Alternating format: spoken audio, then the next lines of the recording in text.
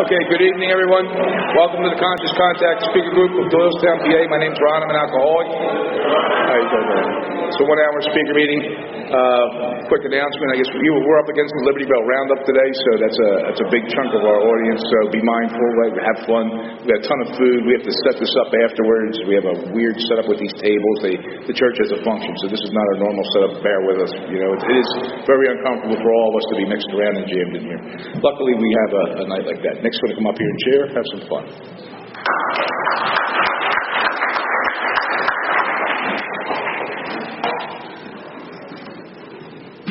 Welcome to the Conscious Contact Speaker Group of Alcoholics Anonymous. My name is Nick, and I am an alcoholic. This is a 1-hour speaker meeting. It meets every Saturday evening at St. Paul's Lutheran Church, 301 North Main Street at 8:30 p.m. in Doylestown, Pennsylvania. The business meeting for this group meets every Saturday at 7 p.m. till 7:30 right here. The purpose of this group is to provide a consistent message of hope and recovery through God reliance and service to others through the practice and teaching of the 12 steps. We record all speakers so that others may benefit from their message of recovery.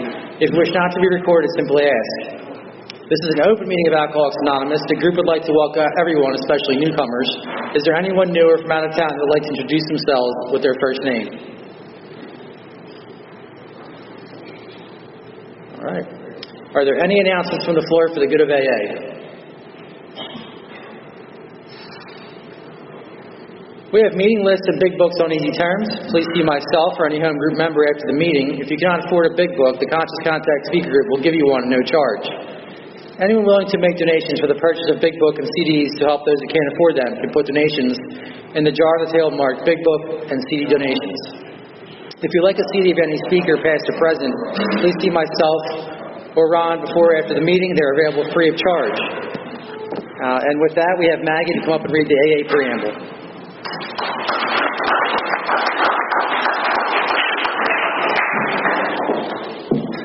Hi, I'm Maggie. I'm an alcoholic. Alcoholics Anonymous is a fellowship of men and women who share their experience, strength, and hope with each other that they may solve their common problem and help others to recover from alcoholism. The only requirement for membership is a desire to stop drinking. There are no dues or fees for AA membership. We are self-supporting through our own contributions. AA is not allied with any sect, denomination, politics, organization, or institution. It does not wish to engage in any controversy, neither endorses nor opposes any causes. Our primary purpose is to stay sober and help other alcoholics to achieve sobriety. And Mike is going to come up to read the steps.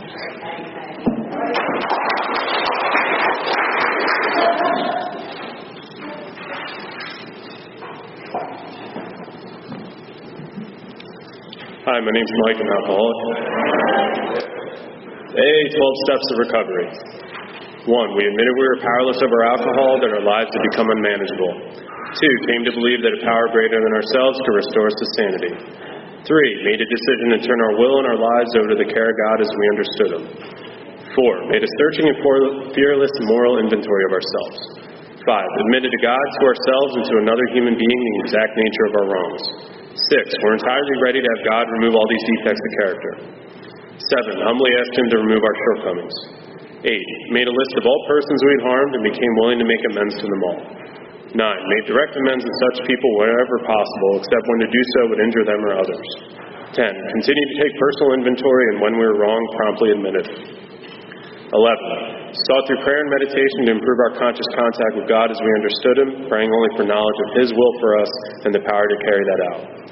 And 12. Having had a spiritual awakening as the result of these steps, we tried to carry this message to alcoholics and to practice these principles in all our affairs. Now I'll bring up Nick to introduce the speaker for tonight.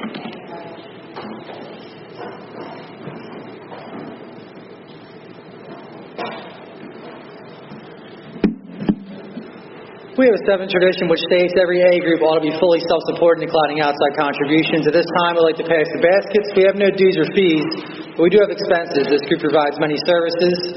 Your donations cover rent, big books, CDs, events, and workshops. Once again, there's absolutely no smoking on church property. At this time, I'd like to please take a moment to silence your cell phones and limit movement during the meeting to avoid distractions, which leads us to our speaker. A good friend of the Conscious Contact Speaker Group comes to us from Scarsdale, New York, carry the message home group, Dermott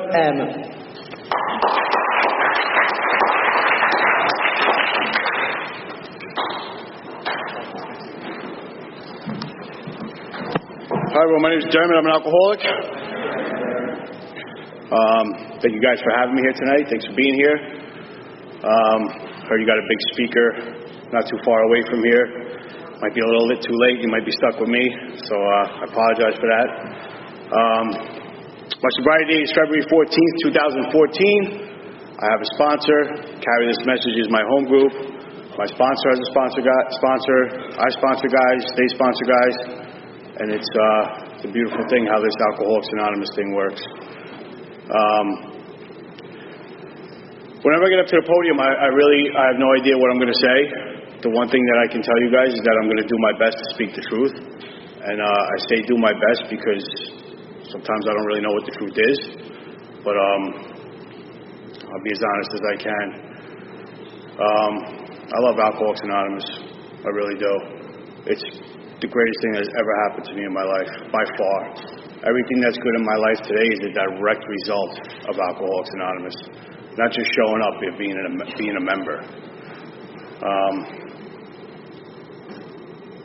I'm someone who did not come to Alcoholics Anonymous and get it on my first try or first 100 tries. I floundered in and out for about 10 years, and a lot of pain, a lot of suffering, a lot of misery, and not as much for my family and loved ones as more for them than for me. I'm sure a lot of you guys know what I'm talking about. So what we usually do when we get to the podium here is what it was like, what happened, what it's like now. So we'll go with that format. Always seems to work. I was born in the Bronx. I grew up in the Bronx. I just moved out of the Bronx not too long ago. Scarsdale is like one of the richest neighborhoods in the country. That's not where I'm from. That's where my home group is. So let's just be clear about that.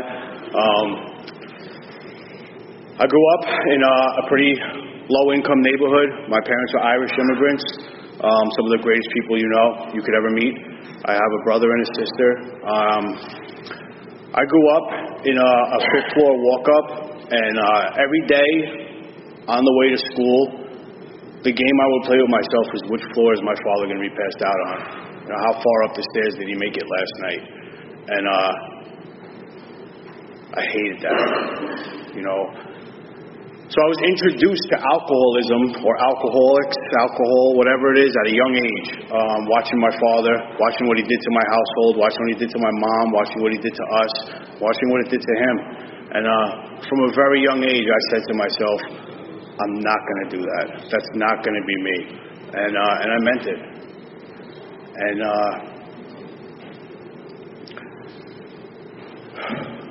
you know, before I forget, I always start out my story like this about my father, and then sometimes I forget to say that he is sober today. He's one of the best men I know.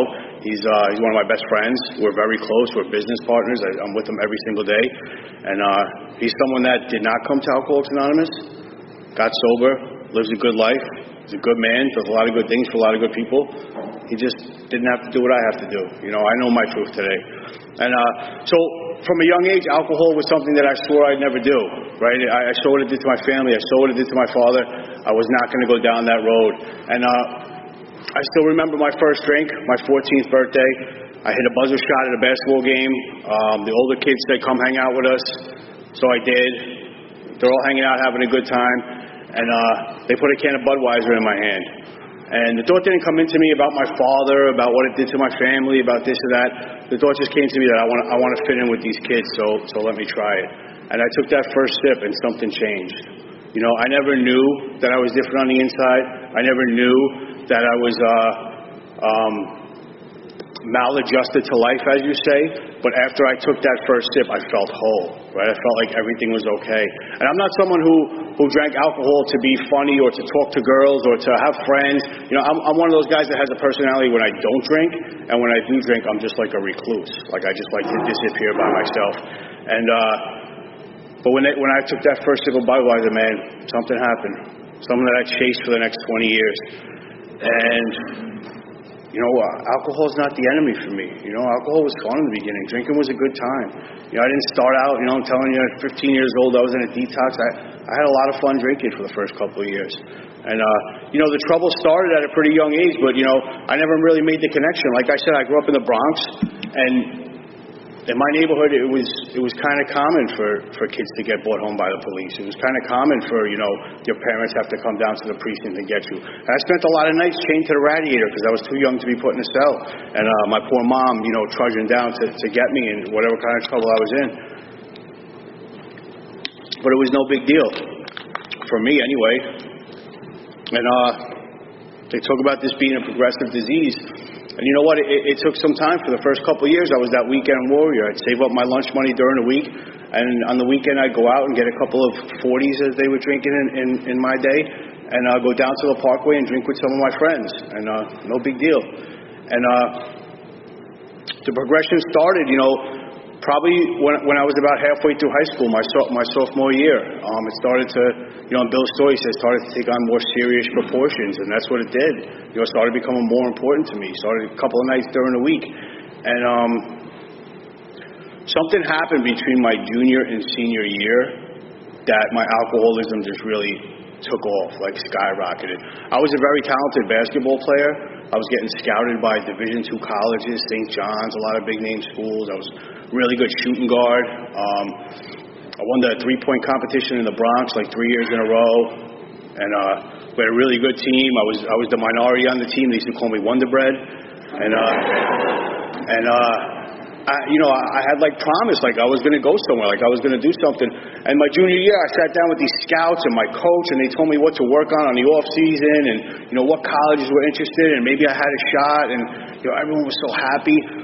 And I left junior year with all the intentions. I was going to hit the gym, start shooting a little more, put on some muscle. And I came back to school senior year, and I put on like 20 pounds of fat.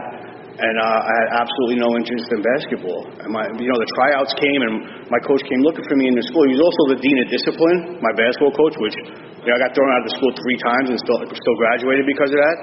But he came looking for me, and I was like, it's just not for me. I got more important things to do now. And that was alcoholism. King alcohol, as they call it. It was just more important than anything.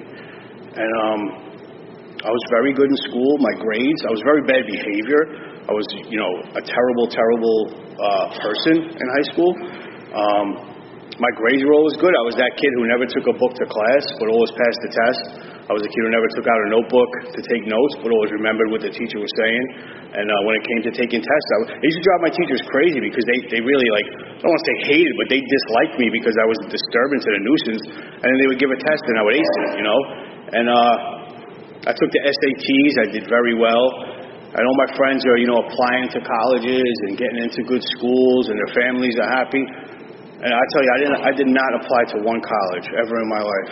I never went to college. After high school, in the back of the yearbook, it had all these, my friend Pat was going here, my friend Mike was going here, and I said my name, unknown, And that said it all. My future was unknown. Actually, looking back, my future was very clear. It was very clear what path I was going down. And so all my friends are going off to high school, to college. My drinking is becoming absolutely out of control. It's every night, blackouts, wrecking my house, breaking my mom's heart, my siblings crying, telling me to stop, begging me to stop. My health is deteriorating, and I knew. I think when I look at the first step, we admitted we were powerless over alcohol. I think I did that at a very young age. I knew that this stuff was a problem. I knew that it had me beat. I knew that I couldn't just stop. I knew it, But I was going to try. I was going to try and manage. But I knew enough that it was a problem that I said, I need some discipline in my life. So I signed up for the United States Marine Corps. And, when I came home and told my mom that I just signed up with a recruiter, the look on her face looked like 10 years of her life she just got back. She thought this is going to straighten them out. And there's so many things in my life that, my mom thought and my family thought that this is going to be the thing that straightens them out.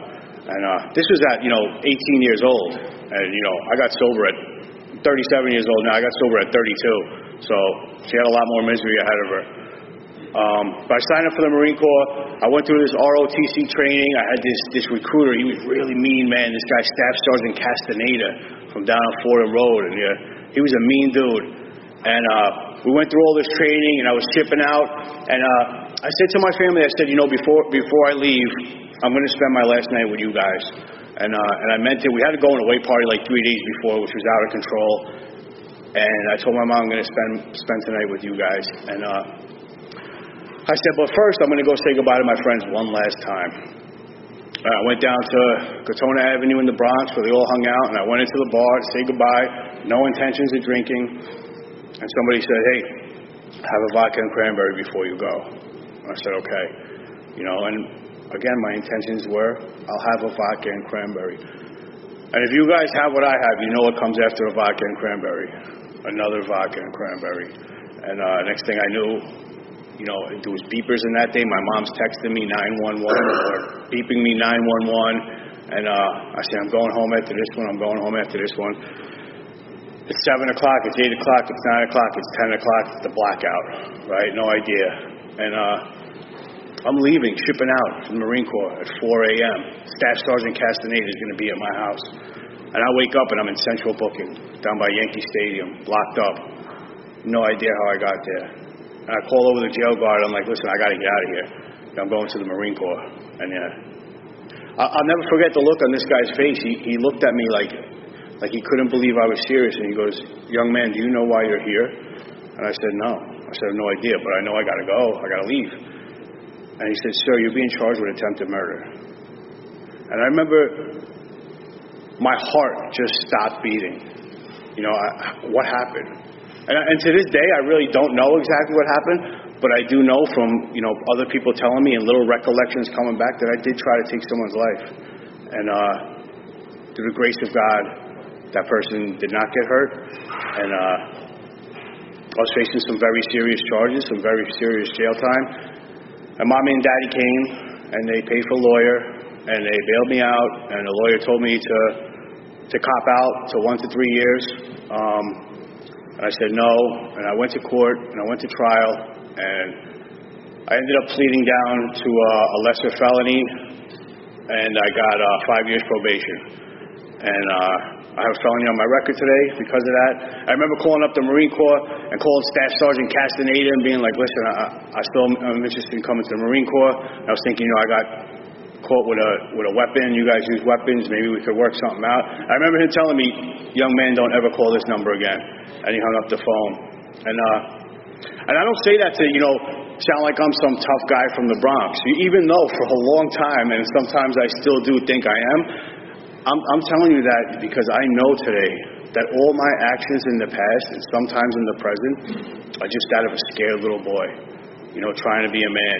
And after I got off with that charge and ended up not going to jail, I walked around my neighborhood like it was a badge of honor, like some kind of street cred, And I didn't really care, that somebody could have got hurt or that my life could have been over. I didn't care what it did to my family. I didn't care that, we're a lower class family and my mom and dad had to pay out thousands of dollars for a lawyer. I didn't care.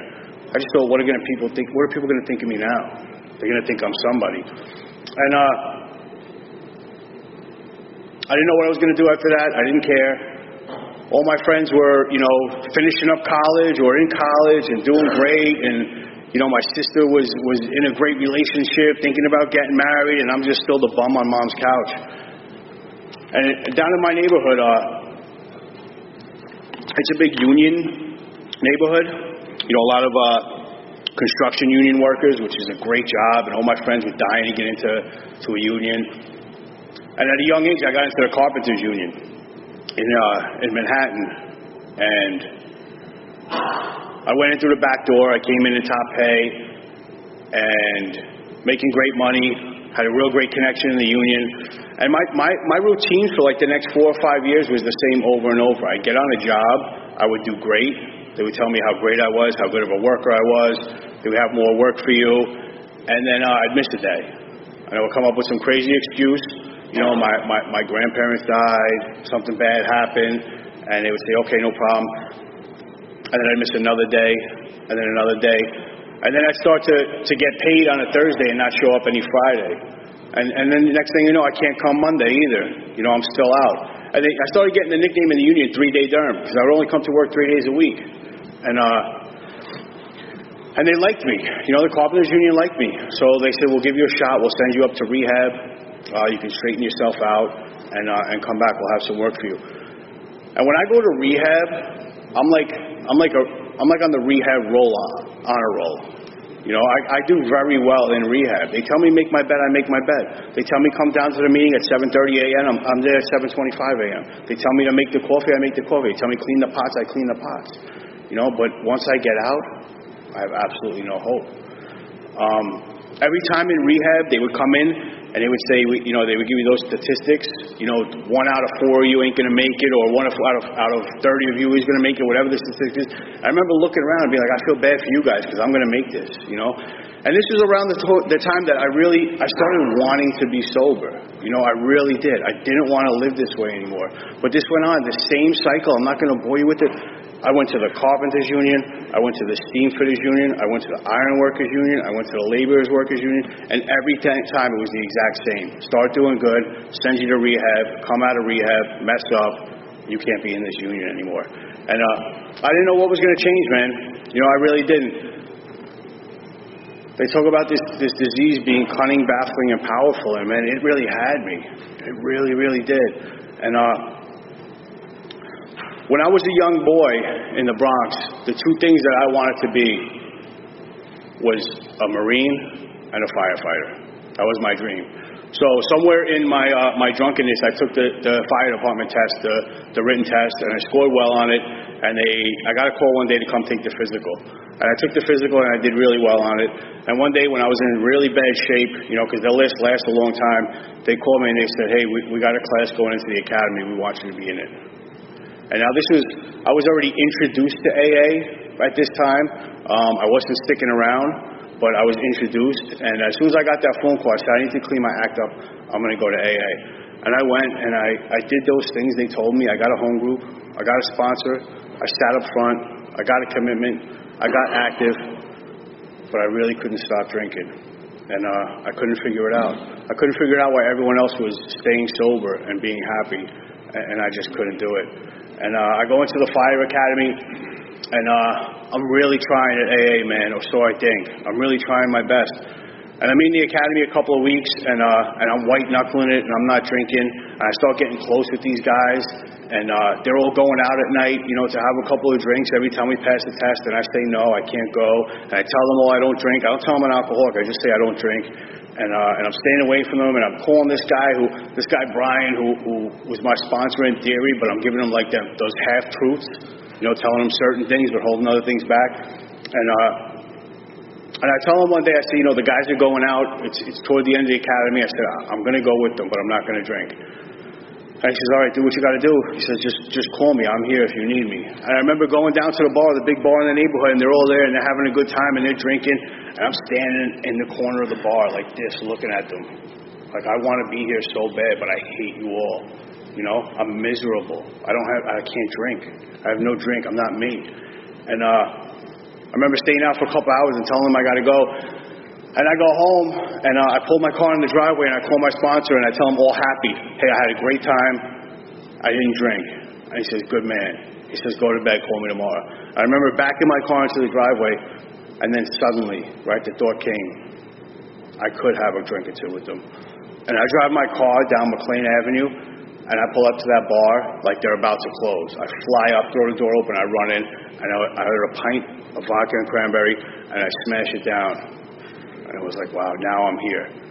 Now we can have some fun. I remember them looking at me like, I thought you said you didn't drink. I'm like, well, tonight's going to be a little different. And, you know, I drank with them for like 2 hours, and they all went home. And I don't do that. You know, I'm out for the next 3 days. And then I go back to the fire academy, and it's our last week. And they say, all right, we're all going to load up on the bus and go down to the hospital for a blood and urine test. And I can't pass those tests, man.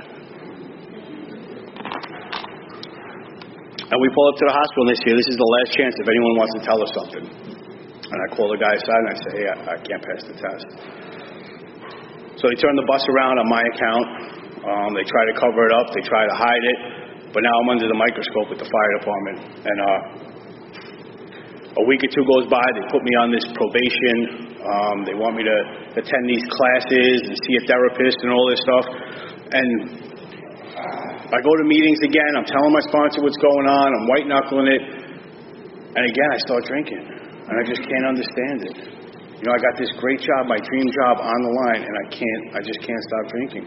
And I got caught again, and they put me on double secret probation, and I'm taking blood and urine tests 3 times a week, Monday, Wednesday, and Friday. And I'm like, I start playing like the urine game, you know, where you get other people's urine, and they got a gas station by me that sells synthetic urine. And I'm buying it, and I've got hand warmers on it, and there's a little thermometer, and I'm going in there, and I think I'm the smartest guy in the world. Like, I got this system beat.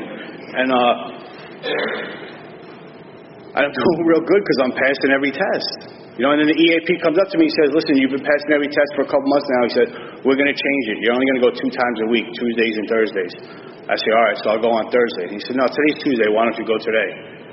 And I didn't have my little bottle of urine with me. So I said, all right, I'll go. And I had no choice but to pee in that cup. And, you know, man, it's a lot of work to hide this stuff. I remember going to the academy. We were doing repel school, and I had the fake urine on my waist. I had another one in my boot just in case something happened. And we do this thing where we rappel down the side of a building, and I go over the top, and the urine explodes on me. And I get to the bottom. They're like, oh, he was scared. He pissed himself. And I couldn't tell them, no, it's fake. You know, I was like, oh, yeah, I was scared. And so anyway, they tell me go on Tuesdays and Thursdays. He tells me I got to go on Tuesdays, so I go, and I pee in a cup. I know it's dirty. And I come up with this plan, right? And I go home, and I get in my Jeep, and I take the front license plates off, and I go and sit in front of the hospital, right? And I wait for the guy to come, and he picks up the sample box from in front of the hospital, and I follow him down the road in my truck, and I crash into his bumper, you know, a little tap, and he pulls over, and I run up to his window with a mask on, and I pull out a weapon and put it in his face, and I say, give me the urine, right? And that's funny, right? That's funny. It's a funny story to tell. But what about that poor guy, right, who's going to the hospital to pick up samples to try and feed his family? And he's got some lunatic like me putting a gun in his face trying to rob the urine. You know, and I can only tell that story up there because through the grace of God and good sponsorship and these steps, I went to that company and I made amends. Well, I tried to make amends. They told me don't ever come back here, but I tried. Like, that's where my alcoholism takes me, you know? Insanity. And again, I think I got away with it. You know, I'm like the happiest guy in the world. And, you know, eventually the fire department starts catching on. I end up in the psych ward, and I go into the psych ward, and I meet a girl in the psych ward. If you're looking for a relationship, it's probably not the best place. And I'm in there for a week, and she's getting out a couple of days before me, and I give her the keys to my apartment, and I say, go stay there. I'll be out in a couple of days. And you know, it does sound crazy, but this girl, she just had what I had. You know, she was a sick girl. And I get out of the psych ward, and I go, and we're, you know, having this psych ward romance in my co-op, and she starts doing stuff that I swore I'd never do. And about an hour later, I'm doing it too. And a couple weeks into it, I realize that she's the problem. She's got to go. And I tell her, you know, you have to leave. I can't do this. You're a bad influence on me. And I tell her to leave, and I put on the news the next day. And it says, Yonkers woman found dead in car. And I'm not proud to tell you guys that when I saw a picture of her car on the news, and that it was her that was found dead in her car, my first feeling was jealousy. You know, that's where I was at in my alcoholism, that I wanted to die so bad. And through all this time, you know, I'm sporadically going to Alcoholics Anonymous, and I'm sitting up front, and I must have made 1,000 gallons of coffee throughout these, you know, 4 or 5 years. And I'm telling you, man, even when I was drunk, I was going to 4 or 5 meetings a week. I was drinking in the meeting, I was drinking after the meeting, I was drinking before the meeting. And these people, man, I had a resentment against them the first time I went through the steps, like a big resentment with people in Alcoholics Anonymous. I said they never told me about the 12 steps, right? They just told me keep coming back. They just told me, you know, it works if you, whatever they were telling me. Let us love you till you love yourself. And I had such a big resentment of it, but really those people were saving my life. You know, I mean, I was going to Alcoholics Anonymous for 5 years. I'm sure they were talking about the steps. I just wasn't listening. I wasn't ready to hear it. So after that girl died, the fire department, my job was done. They called me in one day, and they had a piece of paper like this, and It was the EAP, the commissioner of the fire department, my captain, everybody, and said, if I drink alcohol while on or off duty, I will be fired. And they wanted me to sign it. And I signed it, and I tell you, man, I had never had such peace in my life up to that moment. Because when I signed it, I was sure that my drinking career was over. I was sure that I would not put it all on the line to drink again. I'd love to tell you that kept me sober for a couple of months, or even a couple of weeks, or even a couple of days. But about 4 hours later, my Jeep Cherokee slipped on its side. Those red and blue lights are flashing around me. My lip is hanging off my face. And the cops took me out away. You know, they didn't press charges or anything because I had a fire department ID. And they called me in the next day and they said, listen, you're obviously fired, but we just want to know what happened. And I remember looking at them, and I always had such stories and such good excuses, and I had nothing. I had absolutely nothing. I said, I don't know. And you know, these guys, these fire department guys, these captains, these EAPs, they tried their hardest for me, man. They really did. They gave me so many opportunities. They gave me so many chances. And when they fired me, I got a big check for back pay and unused vacation time and all this stuff. And for the next 4 months, I locked myself in my apartment, and my alcoholism was rampant.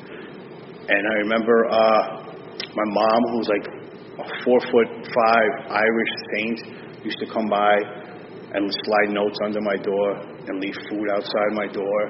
You know, please just call us. We want to know you're okay. And I didn't leave my house for 4 months except to go get more booze. And I remember one day looking in the mirror with hair down to here. All my top teeth were gone. I hadn't showered in months. I weighed about 90 pounds.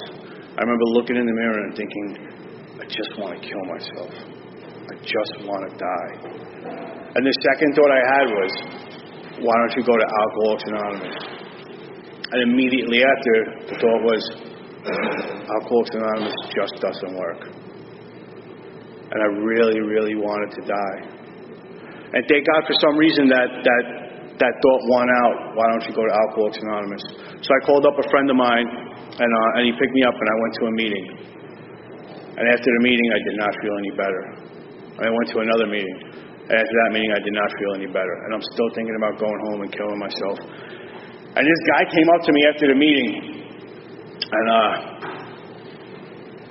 I had that, like on the inside, I was like, please come help me, someone.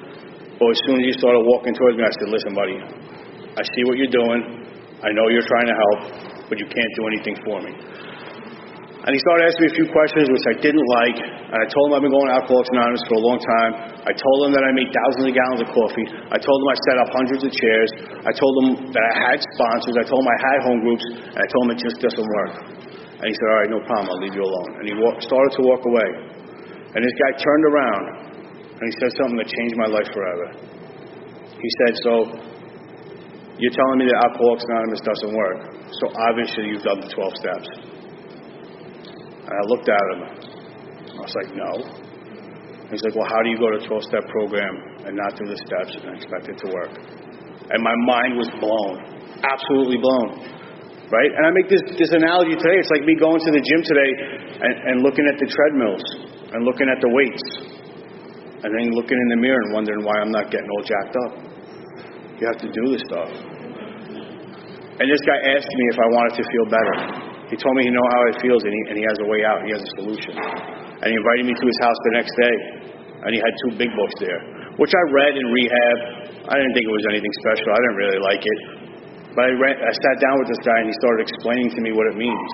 And he started telling me about the disease of alcoholism. He started telling me about this physical allergy and this mental obsession. I can relate to that, right? When I was leaving from the Marine Corps and I went down for 1 drink, I was going to have 1 drink.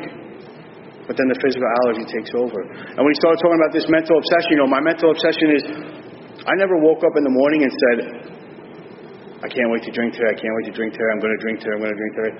My mental obsession was that sneaky type. My mental obsession told me, this time it's going to be different. This time you're not going to break your mom's heart. This time you're going to come home.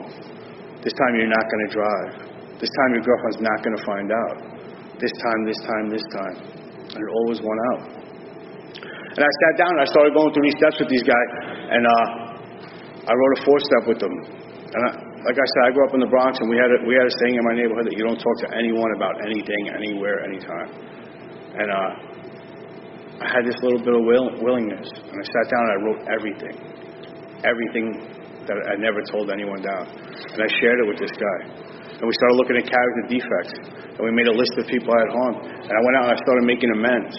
And I started, doing this inventory, spot checks inventory. I started meditating. I started sponsoring guys. And it was amazing. This stuff started to work. And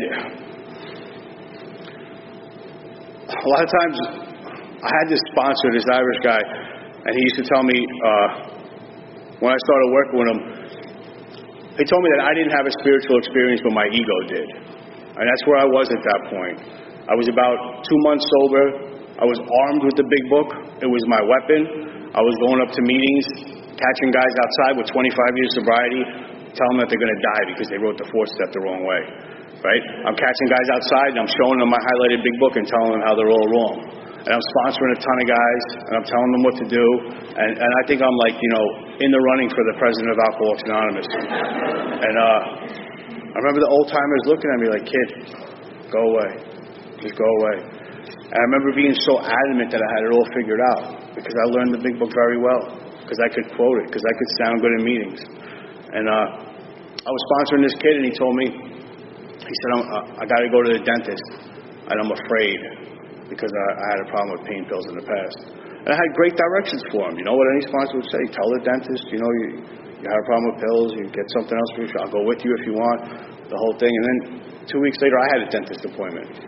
And I never had a problem with pills. And the dentist wrote me a prescription. And I got to tell you, man, I'm not here to talk about drugs, but those things treated my alcoholism pretty good for a little while. And in this time, I got into a relationship. I went on a sober ski trip, and this girl was there, and we were out on a snowmobile trip in the middle of a blizzard, and she said, does anyone know how to ride a snowmobile? I'll get on the back. So I ride them all the time, but we don't have snowmobiles in the Bronx, so I was lying, but she got on the back of my snowmobile, and I'm cruising along, and I try going fast, and I smash into a tree, and this girl got hurt. I got hurt. My knee was busted open. I had to have knee surgery, and she's laying in the snow, and she's telling me she can't feel her legs. And I remember looking out and being like, God, why are you doing this to me? Why? And we get they had to bring in this toboggan to get us out of there.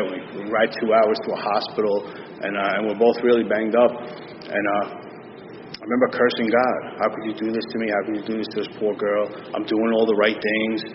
And we ended up getting into a relationship because of that accident. And she can't walk today. Just so you guys know, one time I forgot to tell that, and this girl came running up to me. She's like, so what happened? But she can't walk today, and we have 2 kids together, And we have a beautiful relationship. But I took her hostage during all this when I was going through this big book and when I was, building up my ego and building up my big book arsenal. And I started taking these things that I got prescribed. And I went into a deep, dark place without even knowing it. And I remember waking up one morning and there was a note saying, I know what you've been doing. If you want help, let me know. And I broke down and I went to detox. And I couldn't believe what was happening. I'd been through the big book. I'd been through the steps. How could this happen? I remember going into that detox, and on my first day there, I requested a meeting with the director of the detox. And, she said, okay. And I went into her office, and I sat down, and I said, listen. She said, what can I do for you? I said, no. I can do something for you. I said, you're running this place all wrong. And she's like, sir, you're in detox, right? And I said, no, you don't understand. I've been through the big book of Alcoholics Anonymous, so you're doing this all wrong. And she was like, sir, you're in detox, right? And I was getting so angry with her. I said, you don't understand. And I got up, and I stormed out of her office, and I slammed the door. And I walked back to my room with my little paper slippers. And I got into my room, and the door closed behind me. And something happened in that moment, right? I had been broken before. I had been hitting bottoms before. But something happened when I went back to that room. And everything in me just drained out. And I had no fight left. I remember falling down to my knees and out loud as I could, tears running down my face, begging for God's help. Begging. And looking back, I realized that that's the first time I prayed. It's the first time I really, truly prayed. See, I'd been through these 12 steps before, but when they talk about God, that was missing. You know, I was doing it. It was me. I was the one doing this stuff. There was no, humbly ask God. There was no turn my will and life over to care of God. It was just me doing me. And I got out of that. I got up off my knees, and I'm telling you, to this day, as God is my witness, I've not thought about having another drink. And that's almost 5.5 years ago. And that alone didn't keep me sober. When I got out of there, I started working with a sponsor right away. This guy gave me his time. Everybody's individual. I was someone who needed to go through the steps very quick. He came over to my house every day, and within 2 weeks, we had went through the Big Work for Alcoholics Anonymous. And since then, I've been through the steps a bunch of times with a lot of different sponsors. I'd love to tell you that since then, I went through this big book. I had this great big spiritual experience, and I've been like an AA superstar since, but that's not the truth. I'm one of those guys who kind of, I don't want to say comes and goes, because I always go to meetings, but a lot of times, man, I forget these steps, I forget these principles. And a lot of times I've caught myself doing AA, so I don't have to do AA.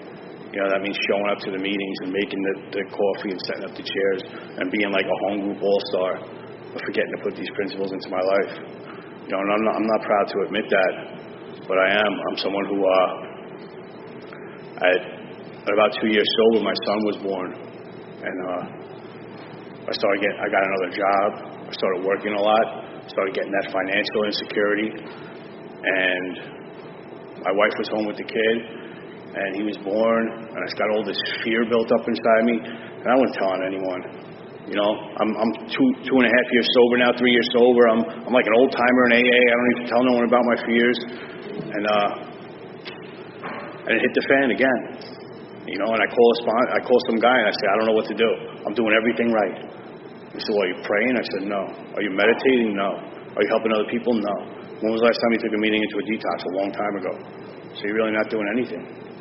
To me, Alcoholics Anonymous doesn't happen up at this podium. It doesn't happen in this room. Somebody said the other day, you guys probably heard it 100 times, but I never did. He said, Alcoholics Anonymous isn't what happens from the preamble to the prayer. It's what happens from the prayer to the preamble. You guys heard that before? I just heard it for the first time like 3 days ago. I was like, wow. But that's true. What am I doing at home? Am I practicing these principles in all my affairs? Or am I just coming to my home group and putting on that face? Because I've been that guy. In the fifth step, they talk about more than most, the alcoholic leads a double life. I've caught myself doing that many, many times. At home, at work, in my home group, in all my affairs, I can live that double life. And I have a daughter who's about 1.5 years now. And she was born in December, right before I celebrated 4 years sobriety.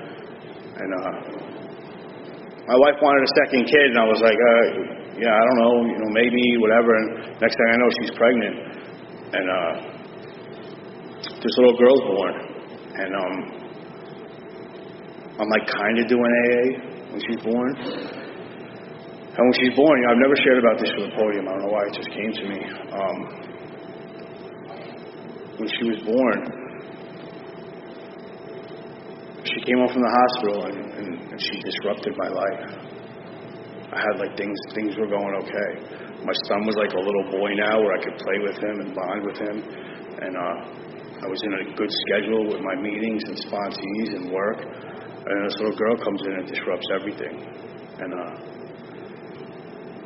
I remember her being like a month old, and I'm in the room with her and she's crying, and I'm thinking to myself, I don't even want you. That's tough to say, man. That's tough to look at. And you know who I told about it? Nobody. I carried it. And I carried it. And in the fourth step, they talk about, resentment being the #1 offender. Right? And I'm not someone who's going to drink over resentment, but what it does is it blocks me off from that sunlight. The thing that saves my life. A power greater than myself that blocks me off. And I got this resentment against this little girl. I remember putting her to bed one night and just thinking, I wish you weren't here. And I remember trying to love her, trying to hold her, and trying to kiss her, and there was just no connection. And I sound like a terrible person up here sharing it, but it's my truth. I had no connection with this little girl. And so when I have something like that going on, and I'm not telling no one about it, I'm not working through it, I'm completely blocked off. So now I stopped showing up to my home group. I stopped raising my hand. I stopped taking commitments. I stopped talking to my sponsor. I'm sponsorless. I'm sponsoring myself. I stopped praying. I stopped meditating. I'm not in AA anymore. And this went on for about a year, maybe a little more. And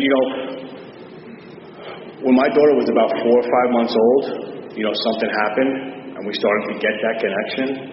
And let me tell you today, I got to make sure it's clear, I love that little girl more than anything in the world. She is my baby. My wife just sent me a text before I started that she's running around every room calling my name. And we have such a great connection today. But I carried that even when I started to really, love her and get a connection with her. Is this all right? Just that secret that I had of how I felt, just carrying that. I still couldn't get connected to Alcoholics Anonymous. I still couldn't get connected to God. And I was trying to will my way into AA and will my way into happiness. And I called this guy, and I asked him to be my sponsor, and we started going through the book. It's all right. And we started going through the book, and something was blocking me off. Like, I couldn't tell this guy how I felt a year before. And about a month and a half ago, I go to a retreat out in Iowa, and that's where my sponsor's from. And it's my sponsor and my grand sponsor, this guy Bob D from Las Vegas. They're doing a retreat out there, and I'm sitting there and I'm thinking, all right, this weekend I'm going to tell him. I'm going to tell him how I felt. I'm going to tell him about this resentment. He's telling me to write a 4th step, and I'm not doing it because I don't want to put this down. I don't want to look at it. I want to push it down deep and bury it. And it was the last day of the retreat, and I still hadn't told him, and I was like, that's all right, I'll get over it. And it's funny how Alcoholics Anonymous works, because they have this panel of guys that get up to speak, and the first guy starts talking about having a newborn baby at home and having no connection with her. And the second guy starts talking about the same thing. And suddenly I'm not alone. And it inspired me to share what's going on with me, because other people may be going through the same thing. And I told my sponsor briefly about it. He said, write in your 4th step. And man, I've never been someone to it's gonna blow up. I've never been someone to sit in. Is that God? How's that? I've never been someone to sit in unwritten inventory, but this time I did. And let me tell you, man, it's a painful place to be. To be carrying around all that stuff and not putting it down on paper, not doing a 5th step. And I balked on it for about 3 months. He kept asking me, where are you in your resentment columns? And I was like, oh yeah, I'm going to get to it. I'm busy. I have a business now. I have 2 kids. I have 2 jobs. I'm busy. And I remember after the weekend was over, he said, I don't think we have anything to talk about until you write your 4th step. And I kept thinking, as soon as I get back to New York, I'm going to write it.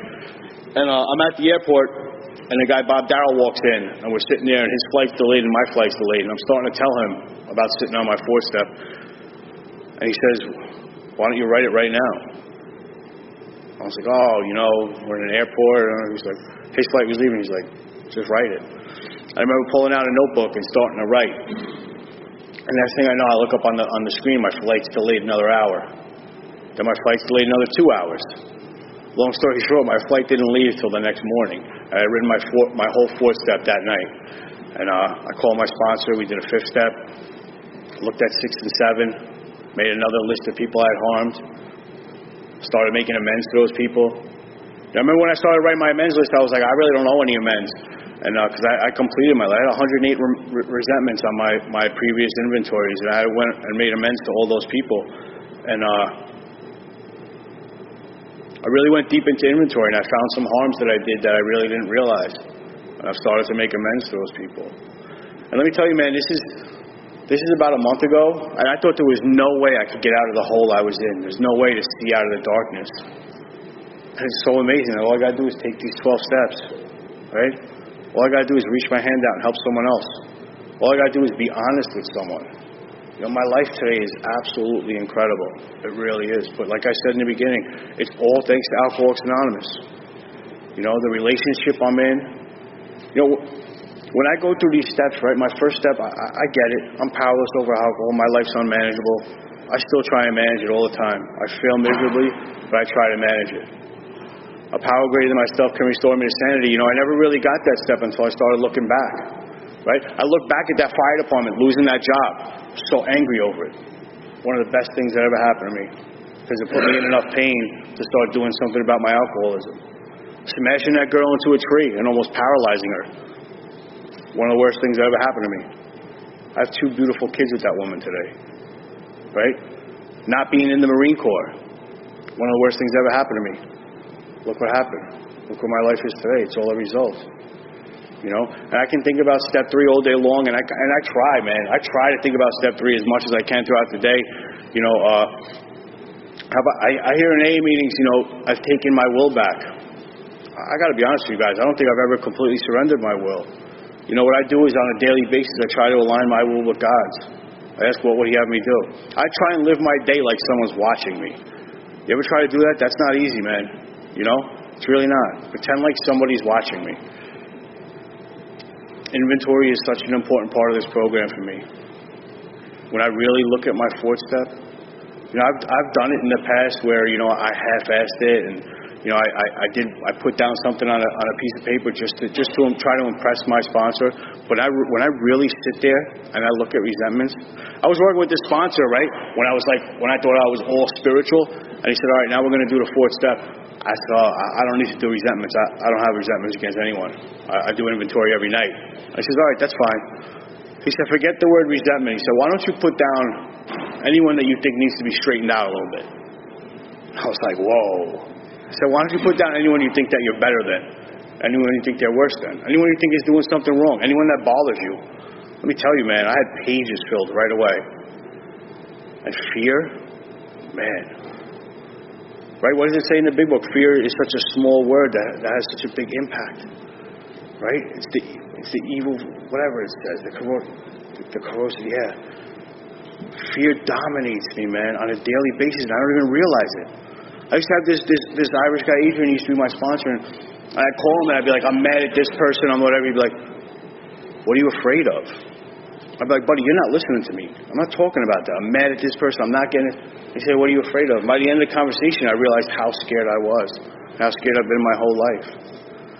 And I love writing the 4th step, man. I've done it so many different ways.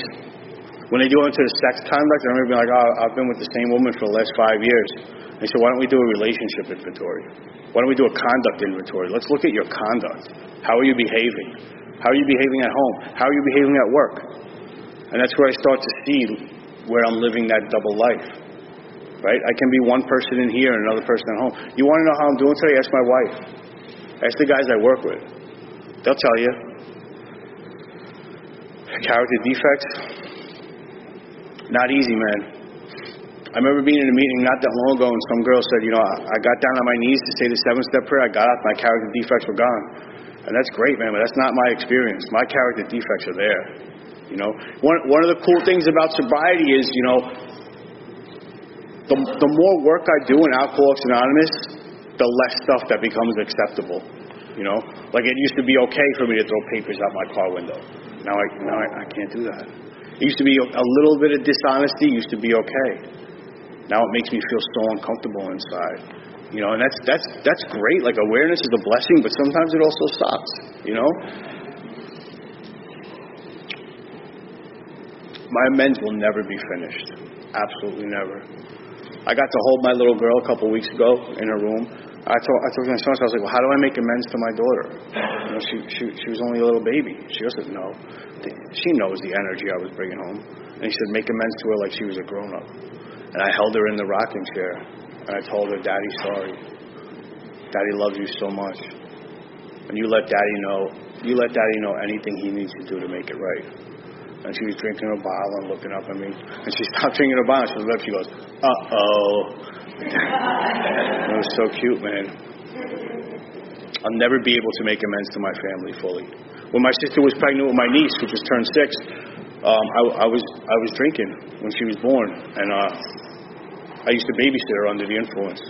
I had to make amends to my sister for that. When she was pregnant with my niece, she told me, "I don't want you in my daughter's life. She doesn't have an uncle." And that hurt, man.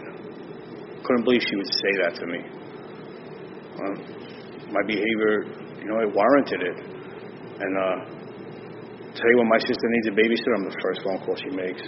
I had her 2 kids at my house last night for about 4 hours. We had such a good time. I remember one time my father, for Father's Day, I told him I would get him Yankee tickets. And we'll go down to the stadium. And I got him tickets, and I started drinking about 2 hours before the game because I couldn't drink in front of him. He knew I went to AA. And I filled up a couple of bottles for the ride down, thinking he wouldn't know what I was doing. And we were on the Deegan near the stadium, and we were in traffic. And some guy was like riding my bumper too close, and I got out of the car, and I started smashing the guy's window with my hands and yelling at everybody, and I was insane. And my father told me later on he almost had a heart attack. He was so scared. And how do you make that right? How do you make that right? But I'll tell you what I got to do last week. I got him to take him to another Yankee game and sit right behind home plate and be a sober son. That doesn't make up for it. Nothing will ever make up for the harm that I caused my family, the grief that I gave them. But I call my mom every day today to see how she's doing. Not because I want $50, to ask her how she's doing, to ask her if there's anything she needs. And I got a beautiful life in Alcoholics Anonymous today.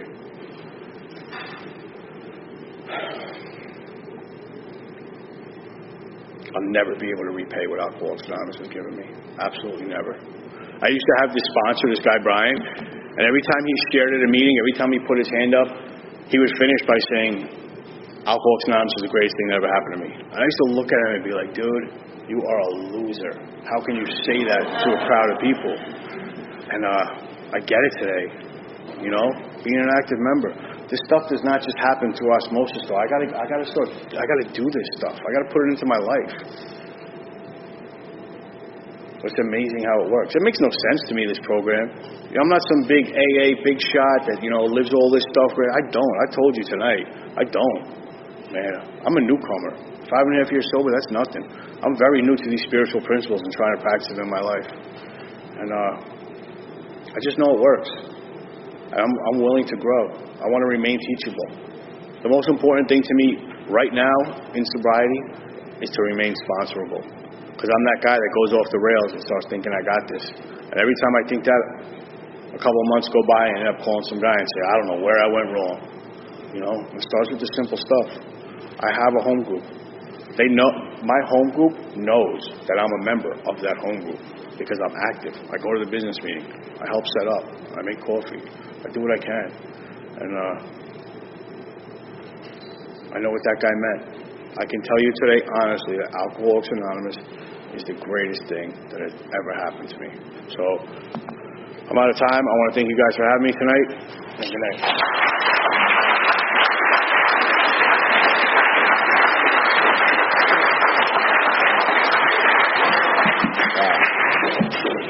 Epic talk. Let's like one more time.